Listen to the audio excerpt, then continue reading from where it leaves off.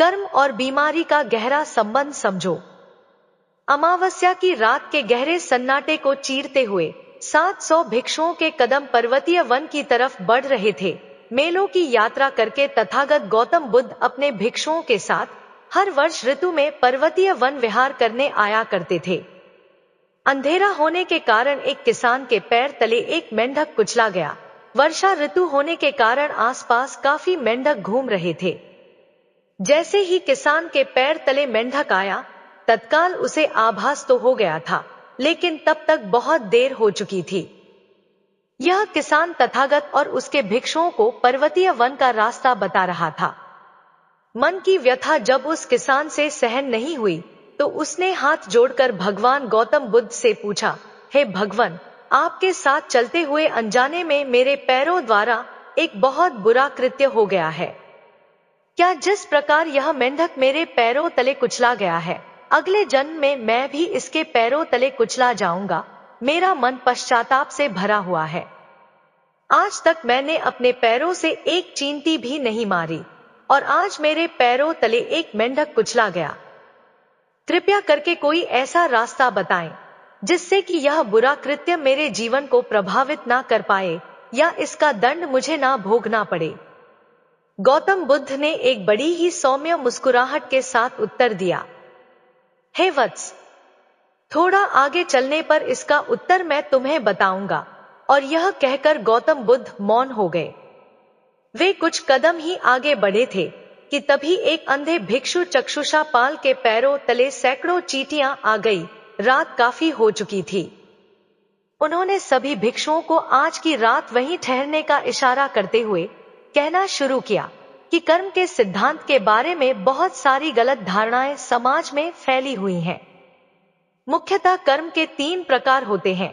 सबसे पहला अनजाने में हुए कर्म, दूसरा मजबूरीवश किए गए कर्म, और तीसरा इरादे से किए गए कर्म।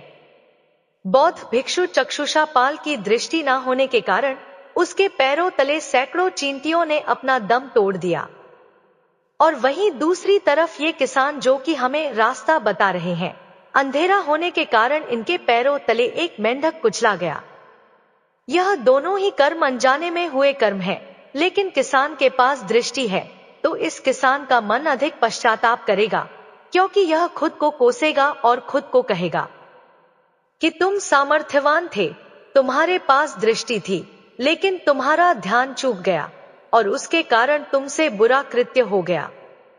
वहीं दूसरी तरफ जो अंधा बौद्ध भिक्षु चक्षुषापाल है, उसके मन को कम पश्चाताप होगा, क्योंकि वह खुद को यह कहकर बहला सकता है कि वह तो अंधा है, उसके पास तो दृष्टि ही नहीं है, इसमें उसकी क्या गलती है। और अब जो इनका मन पश्चाताप कर रहा है, तो इस कर्म का फल यहीं पर समाप्त हो जाएगा।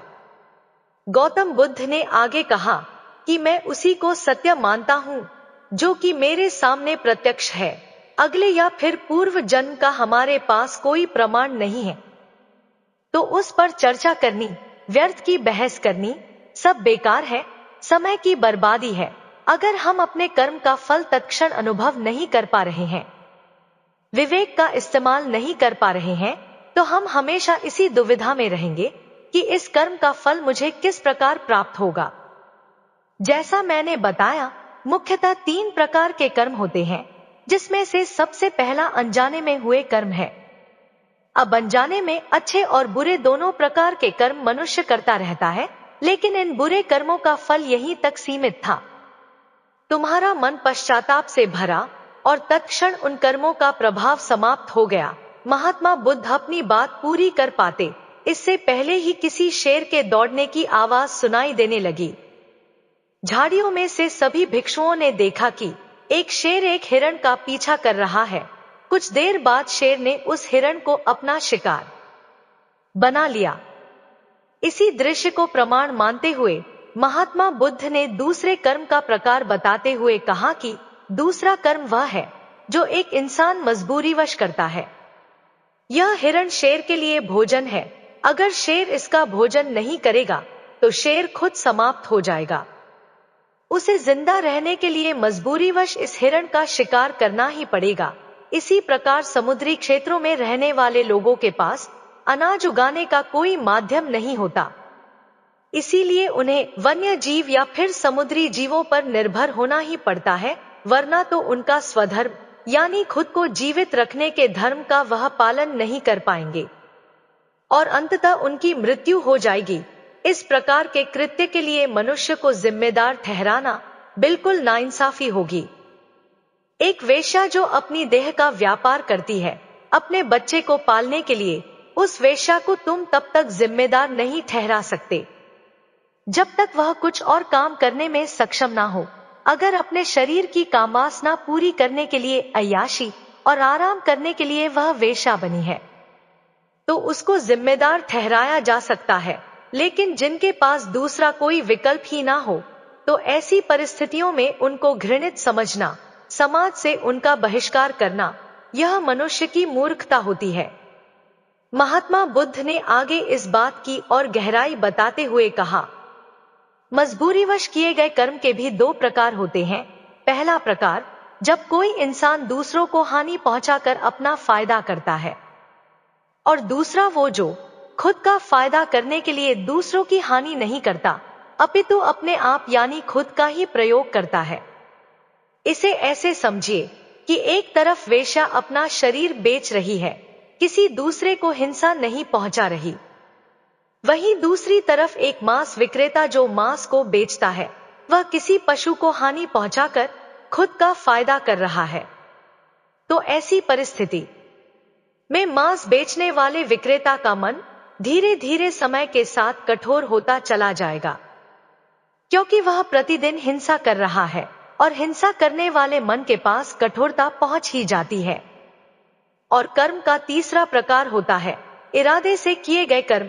एक मनुष्य दान दक्षिणा करता है, पूजा पाठ करता है और सोचता है कि परमात्मा उसे अगला जीवन बहुत अच्छा प्रदान करेगा, और वहीं पर एक दूसरा मनुष्य ईर्ष्या, गुस्से या फिर बदले की भावना से भरकर दूसरे को हानि पहुंचाने का प्रयास करता है, नाना प्रकार के हथकंडे अपनाता है, अपने मन को भी दूषित करता है और दूसरे को हानि भी पहुंचाता है। दोनों ही प्रकार के कर्मों से कर्ता के साथ फल जुड़ जाता है, और जब कर्ता यानी कि करने वाला फल की चिंता करने लगता है तो वह कर्म वहीं पर अपना प्रभाव छोड़ देता है, यानी कि उसका प्रभाव वहीं समाप्त हो जाता है।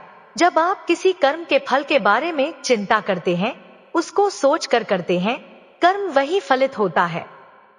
जब फल की चिंता छोड़ दी जाती है, परीक्षा में वही अव्वल निकलता है जो परिणाम की चिंता अपने मन से निकाल देता है। लेकिन मनुष्य जीवन भर फल की चिंता तो करता है, लेकिन कर्म की फिक्र बिल्कुल नहीं करता। अगर होश पूर्वक कोई मनुष्य सिर्फ कर्म करने पर अपना ध्यान केंद्रित रखे, फल की चिंता ना करे, तो प्रकृति उसे उसकी सोच से भी ज्यादा अच्छा फल प्रदान करती है। महात्मा बुद्ध ने आगे कहा, इस संसार में दो तरह के दुख सत्य होते हैं। सबसे पहला दुख होता है मानसिक दुख और दूसरा होता है शारीरिक दुख। मानसिक कष्ट मनुष्य अपने विचारों के कारण भोगता है। जो मनुष्य दूसरों की उन्नति से ईर्ष्या करता है, दूसरे से बदले की भावना रखता है, गुस्सा करता है, ऐसा मनुष्य हमेशा अपने मानसिक कलेश से परेशान रहता है। वह अपने चारों तरफ एक ऐसा जाल बुन लेता है जिसमें वह उलझकर जीवन भर अपने अंदर ही अंदर घुटता रहता है, अपने मानसिक कष्टों को झेल रहा होता है। और वहीं पर एक दूसरा मनुष्य जो मानव जाति की भलाई के लिए काम करता है, दुर्बल की रक्षा हेतु अपना जीवन समर्पित कर देता है, उसका हृदय सागर की भांति विशाल होता चला जाता है, जिसमें जहां तहां आनंद की लहरें उठती रहती हैं। ऐसा मनुष्य ब्रह्मांड से एकाकार स्थापित कर लेता है, उस सत्ता के साथ एक हो जाता है जो सत्ता इस संसार को चला रही है। महात्मा बुद्ध ने आगे कहा कि इस संसार में इतना पाखंड फैला हुआ है कि पूर्व जन्म या अगले जन्म के नाम पर लोगों को ठगा जा रहा है, लोगों को गलत ज्ञान दिया जा रहा है। जो वर्तमान में घट रहा है उसको समझे बिना हम कई साल आगे अपने अगले जन्म में जाकर सब कुछ ठीक करना चाहते हैं।